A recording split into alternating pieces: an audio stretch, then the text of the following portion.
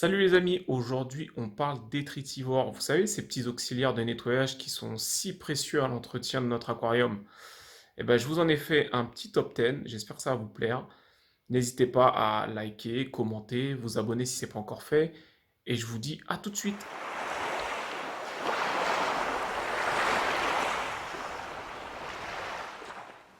Allez, on commence. En dixième position, l'Ophur Ophiolepsis superba. Beaucoup n'aimeront pas son aspect, et elle donnera éventuellement des frissons à votre entourage, mais cette ophure de la famille des échinodermes est redoutablement efficace pour consommer les restes de nourriture, et parce qu'il faut y penser, les cadavres d'animaux divers avant qu'ils ne se décomposent dans des zones de l'aquarium difficiles d'accès. J'en mettrai une pour 100 litres. Numéro 9, les Bernard l'ermite Clibanarius. D'une manière générale, je me méfie des Bernard l'ermite, car rares sont ceux vraiment cool en aquarium communautaire. Mais ceux-là restent relativement petits et font du bon travail sur vos roches. Optez pour Clibanarius de la zone Indo-Pacifique ou le petit caribéen aux jolies couleurs Clibanarius tricolore. Les deux sont efficaces. Pensez quand même à mettre quelques coquilles vides dans votre aquarium pour éviter qu'ils ne s'attaquent aux petits escargots et récupèrent leurs coquilles. Ce serait quand même vraiment dommage. J'en mettrai 5 pour 100 litres. Numéro 8, l'étoile de mer Acaster typicus. Cet autre excellent échinoderme est la seule étoile de mer que je vous conseille.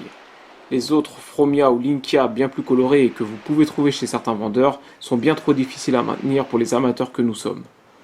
Bien que sensible à la qualité de l'eau, Acaster typicus est la plus robuste et elle contribue à garder la surface du sable propre. J'en mettrai une par tranche de 200 litres. Numéro 7, le crabe émeraude Mitrax cultus. Ce petit crabe des Caraïbes est un super algivore. Il passe son temps à nettoyer les pierres. L'observer est un vrai plaisir, et il est l'un des seuls alliés dans la lutte contre les algues Bulvalonia. J'en mettrai 2 pour 100 litres. Numéro 6, l'escargot stomatella. Ce gastéropode hyper sympa avec sa coquille nacrée s'invite dans nos aquariums avec les pierres ou les coraux. Si c'est le cas, vous avez de la chance, car on n'en trouve que rarement à la vente, et c'est un parfait nettoyeur d'algues filamenteuses. Il travaille aussi bien sur le décor rocheux que sur les vitres. En bonus, il se reproduit très bien en aquarium. La population se régule seule, et si jamais vous en avez trop, vous n'aurez pas de mal à trouver preneur. Numéro 5, l'escargot Trochus istrio. Mon favori chez les escargots. Très habile, il est capable de se retourner lorsqu'il se retrouve sur le dos. D'autres escargots en sont incapables et finissent par mourir sans l'intervention de l'aquariophile. J'adore sa coquille, et lui aussi se reproduit facilement. J'en mettrai 4-5 pour 100 litres. Pour les gros bacs, laissez la population s'établir et ajoutez au besoin de l'escargot turbo. Numéro 4, l'escargot Nassarius. Encore un gastéropode à la fois sympa et sacrément efficace. Il s'enfuit dans le sable, ce qui a l'avantage de le remuer et d'éviter qu'il ne se colmate. Il laisse son siphon apparent qui lui sert à prospecter son environnement et analyser les substances présentes dans l'eau. Et à la moindre odeur de nourriture, il se déterre rapidement et glisse sur le sable pour aller manger.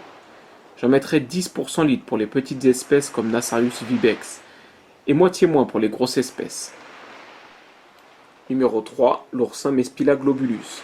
Un magnifique petit oursin que je vous recommande vivement, car c'est l'un des oursins les plus délicats en comparaison à d'autres véritables bulldozers que vous pourrez trouver à la vente. C'est un super algivore qui régule vos algues corallines sur vos pierres et évite ainsi qu'elles ne se bougent pour continuer leur épuration biologique dans le temps. En plus, pas de risque de piqûre sévère avec lui, et surtout, il n'est pas venimeux comme d'autres. J'en mettrai un par tranche de 150 litres. Numéro 2, l'escargot Strombus. Mon chouchou chez les gastéropodes, je passerai des heures à l'observer tellement je l'apprécie. Ce mollusque gastéropode est l'aspirateur de votre aquarium. Il se nourrit de microalgues sur le sable et même parfois sur les roches. Il apprécie les algues filamenteuses. Dans ses phases de repos, il s'enfouit dans le sable, ce qui a l'avantage de le remuer. J'en mettrai un pour 200 litres pour les variétés petites comme Strombus luanus.